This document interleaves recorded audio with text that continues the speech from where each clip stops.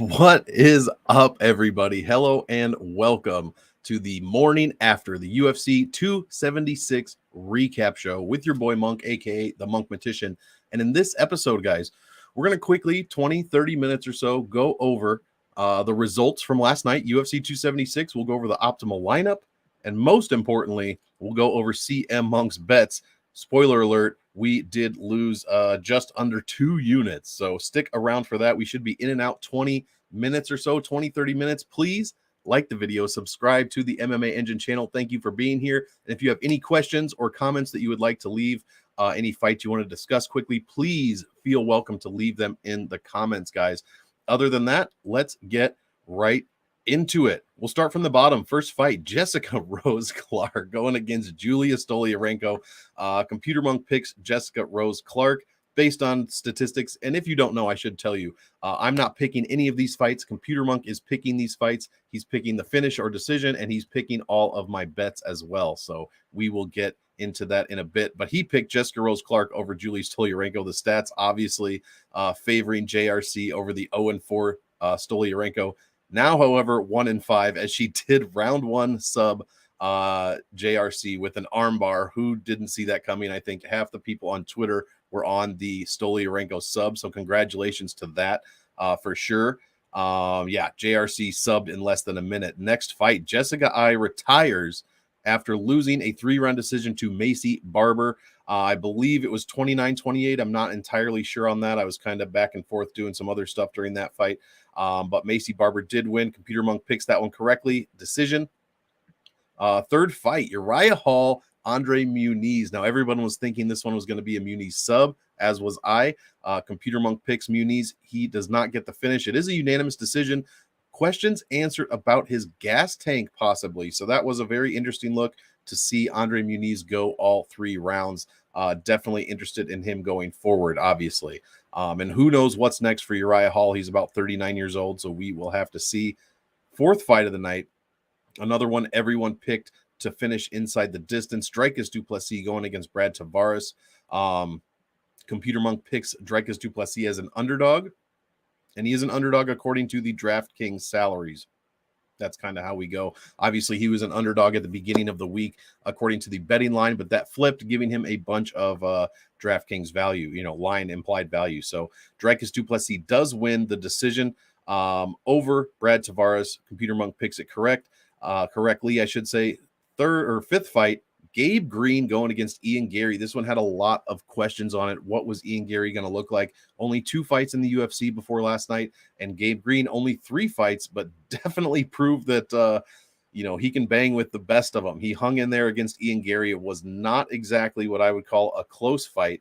However, Ian Gary did look decent. Gabe Green did hit him with a few shots, as you would expect Gabe Green to do. He does carry that power with him, but the size difference was just a bit too much, I think. And Ian Gary does pull off the decision victory. Computer Monk flip-flopping on that pick halfway through the week, and Ian Gary is the winner. So next fight, another retirement.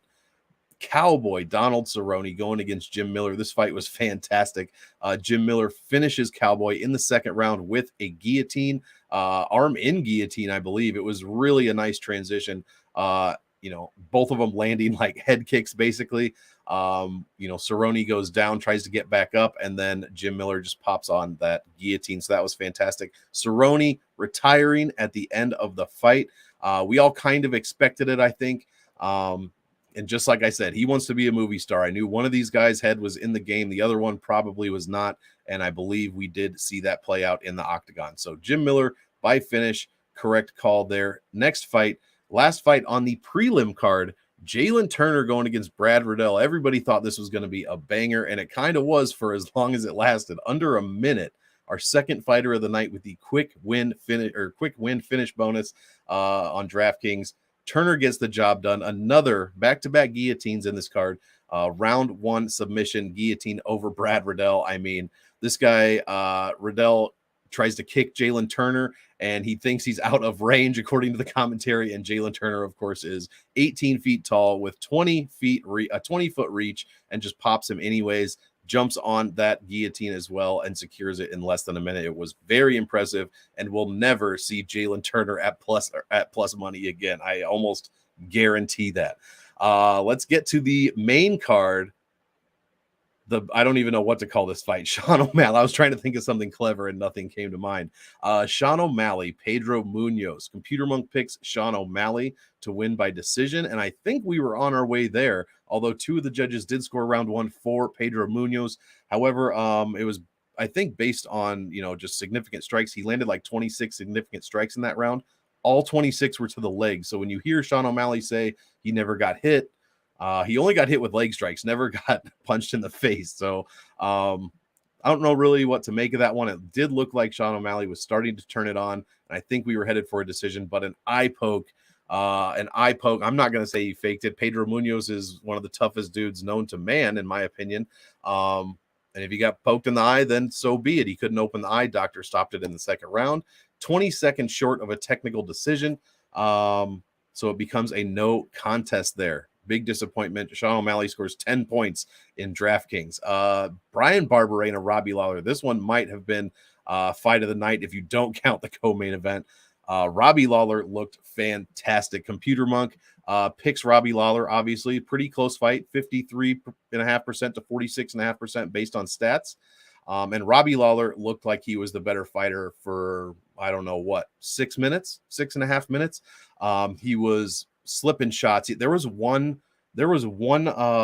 segment, or I don't portion of the fight for about 10 seconds where Robbie, I swear to God, was just matrixing everything. And Barberena wasn't throwing anything crazy. He was literally just throwing punches, but Robbie was blocking, parrying, ducking out of every single one. I think he avoided 10 shots at one point. It was pretty impressive.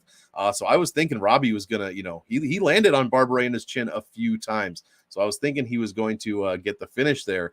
But Barberena is no joke, as we discussed in several of our shows earlier this week. He turns it around, lands one big power shot on Robbie Lawler, and that changed the entire fight. Robbie immediately shells up. He's not throwing as much, and the fact the only way he is throwing is to try to get away from all of the volume that Barberena was throwing back at him. So what a fight. Barberena gets the finish. I didn't write it down here, but I believe it was the second round KO. Yeah, second round KO TKO, maybe about 2.5-3 minutes left. Barberena looked like a savage, and this was a fantastic fight. I thoroughly enjoyed that. Co-main event, man. This one, Sean Strickland, Alex Pereira. I mean, CM Monk picks Sean Strickland. Obviously, Pereira only has 2 fights in the UFC before this, so not a ton of stats. But my goodness, we were thinking Sean Strickland might try to wrestle. At the very least, we were thinking he wasn't just going to stand in front of Pereira and let him kickbox him. But that's exactly what happened. Pereira, Sean Strickland parries a non-existent punch. Pereira immediately sees that, lands a power left hook, knocking Sean Strickland down. Sean tries to get back up. Somehow his brain makes him get back up to his feet.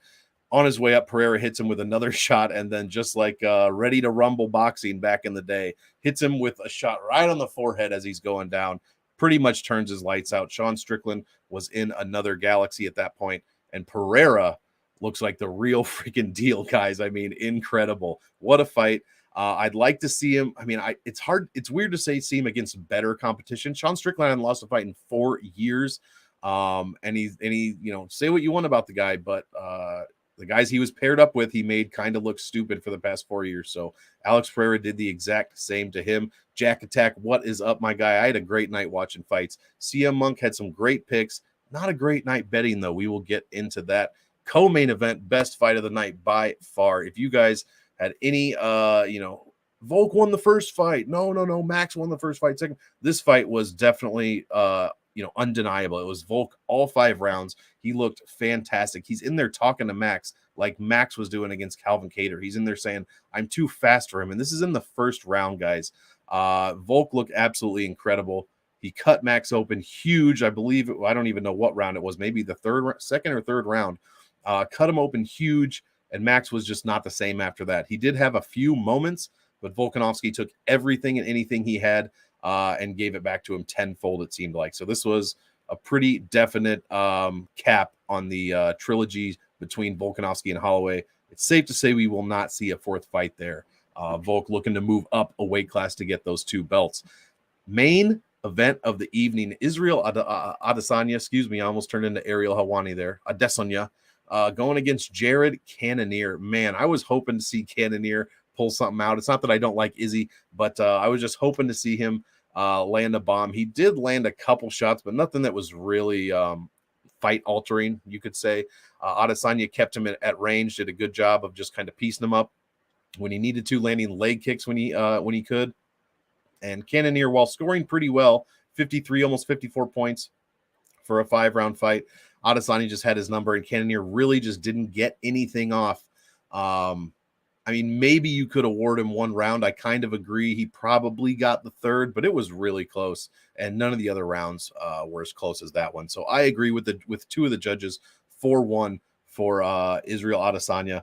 And Cannonier getting up there in age, man. Is he going to get another shot? Who knows? And I'd be interested to see in who Izzy fights next. So how did CM Monk do? As you can see, we went 8-3 with the no contest for Sean O'Malley, bringing our total fights to 11. We lost the JRC fight. So that was 1 dog that won. And then Dricus du Plessis won. We got that one correct. Only 2 dogs out of 12 fights. The rest of, 11 fights. The rest of this card, pretty chalk. So had some high scores in DraftKings. Let's get into that super quick. Barberena put up 129. I think he threw 147 strikes in the first round. He just didn't stop. 116 for Turner with a quick win. 122 for Stoliarenko. And man, she was riding high off that win, as she should be. JRC probably not in the UFC if I had to guess anymore. And man, what a bad pick that was, especially based on her previous fight history. Pereira put up over 110. Volkanovski put up 114. Israel Adesanya, my big fade for the week, the most expensive fighter on the card, 85. So just pretty much what I was expecting. Let's get into, actually, Computer Monk goes 8-3, 72.7%. We go 163 to 267 on the year, raising our year-to-date percentage to over 61% from 60.5 last week. So definitely an improvement there. Love to see it. Let's get into the optimal lineup for DraftKings. Pretty easy one to figure out. Volkanovski, $9,000. He put up 114. Ian Gary, 95.38 at 8,800. Jalen Turner, 8,400. Huge score of 116.59, third highest on the card. Alex Pajeda, 110 at 8,300. Brian Barberena, the first of 2 underdogs to make the optimal lineup, 129, the highest score on the card, value of 1,675, and 7,700 is going to improve its optimal percentage, proving why it is the best underdog salary yet again. And then the second best underdog salary, also making it, Julie Stoliarenko, 7,600, score of 122.91. Another fighter with a value of over 16x, 49.8 total salary, and that should surprise no one. That is the most common, or actually, what am I trying to say? It's the optimal lineup has been 49,800 more often than any other salary in the past year and a half. So the most popular salary wins again. Total score 688.08. I believe the $25 big boy tournament on DraftKings was split 11 ways, so not too bad, but pretty easy to come up with this lineup for the most part, especially if you were just simply fading Jessica Rose Clark. That seems to be the key to winning your tournaments last night. So I think Stoliarenko I saw had like 7 or 8% ownership. So if you played even 20, 21, 25% of her, if you were feeling froggy, I'm sure you're in the green today. So congratulations. Hopefully one of you guys out there had this lineup, but there you go for the optimal. Lastly, guys, let's take a few minutes to get into CM Monk's bets. A pretty light night for the most part, and we did lose some money here. Only 5 bets total. Not a lot of value seen by Computer Monk this week. We bet on Gabe Green over Ian Gary, 0.8 units at plus 142. This was the one bet where we had negative CLV. We not a good place, not a good time to place the bet on a Tuesday. I think this got up over 150 at one point. Either way, we weren't going to win our money. Our unit size was 94.77, so our actual bet was just under $76. We lose that one. We also lose our other money line bet. So back on the offer as far as money lines go for Computer Monk. JRC Stoliarenko, we got her at minus 145. Unfortunately, the biggest bet of the night at just over 1.2 units. That got smashed immediately. I was at the mall with my kids. I think we ordered food, and then I looked back at my phone and the fight was over. So that was a great start to the night. The one bet we did win was our one does not go to decision bet. That was the Lawler Barberena fight. We got that at plus 135 on Tuesday for 0.83 units. We did make a bit of profit there. We lost the Strickland Pereira goes the distance. That wasn't, or goes to decision rather. That wasn't even close. We got that line at plus 155, and that should have been, plus 500 in retrospect. So that was our second biggest bet of the night. We did lose that one. So definitely we're going to be in profit as soon as that happened. And then the O'Malley Munoz, we got that plus 110 goes to decision. 0.7 units. We would not have been positive even if we won that, but that was a push. So I didn't lose, Computer Monk didn't lose any more money.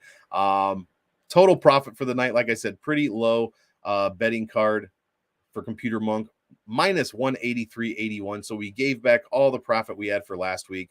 Negative 42 ROI, not good. And we lost just under 2 units. We are negative 4.15 units on the year so far. This is over 5 events, guys. Won't get too into it. I went over it last week. Started with 5K.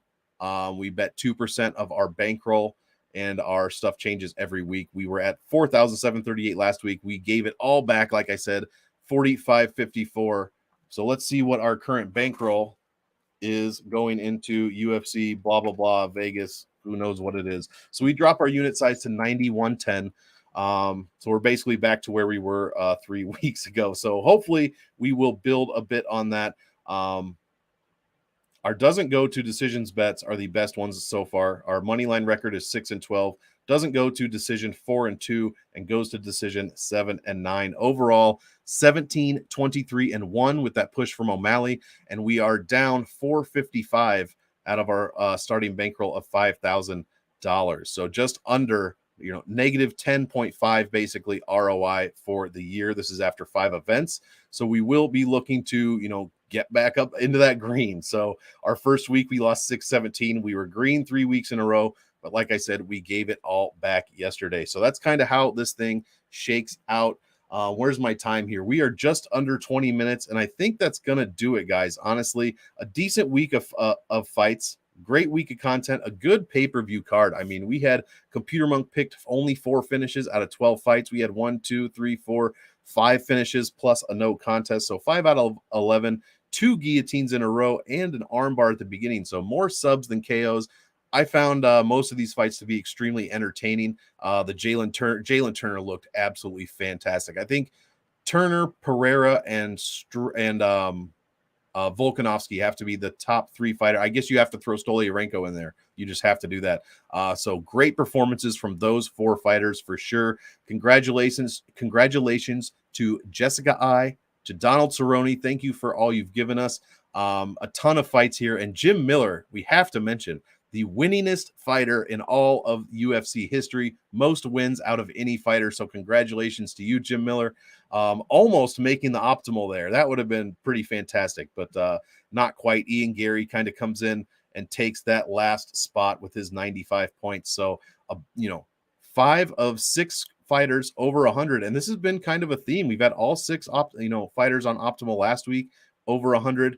5 out of 6 the week before. So we've had, 6 out of 6 the week before that, 6 out of 6 the week before that. So I won't keep going. We've had some insanely high scores, especially in these past few months. So I mentioned that Jessica I made the optimal in her last fight on a loss. That's not happening at all lately. So that's what we're looking at going forward, focusing on the guys that have the big upsides. We hit Jalen Turner as far as our salary, not salary voodoo, our pick plays to our fighters to play, must plays. We had Volk, we had Jalen Turner, we had Gabe Green. That did not work out for us, but he put up decent points, 47.5 in a loss, 3-round loss. I will take that.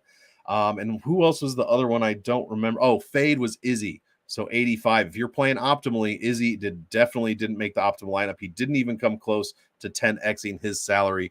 Did have a great fight, though. So, and I'm sure he does not care about DraftKings. But that is probably going to do it, guys. Computer Monk loses money, almost 2 units on the night. Congratulations to everyone in the green. I saw a few guys making huge money. Congratulations to that. Great look, guys. 8-3 for Computer Monk on picks. Ton of chalk winning last night. That's going to do it for the recap UFC 276. Unless you guys have any last minute questions during my outro, thank you for joining me. Please hit that like button, hit the subscribe, and we do not stop at the MMA engine, guys. Stat Diggers tonight. I know you are all checking that out. That's going to be on Pub Sports Radio. I think it's 5:15 Central, 6:15 Eastern, I believe. So be sure to check out Wheezy and Brady there. Otherwise, I've got a ton of stuff coming down the pipe this week on my channel, Monk Maddox. Check that out over on YouTube. And on this channel, obviously, the MMA Engine. Lou Betya and I doing happy hour. I think we even have a very special guest on one of the shows this week. In fact, I'm almost positive the guest is happening. I just don't know what show it's going to happen on. But he may or may not be fighting this weekend as well. So be on the lookout for that. I'm super excited to see how this plays out for our interview. But check us out, guys. Every single day we have content coming to you for every UFC card. So hit that like, subscribe, and you will be on top of it, whether it's DraftKings, betting, or just making picks. I hope you guys enjoy the fights. So enjoy, and we will see you next time.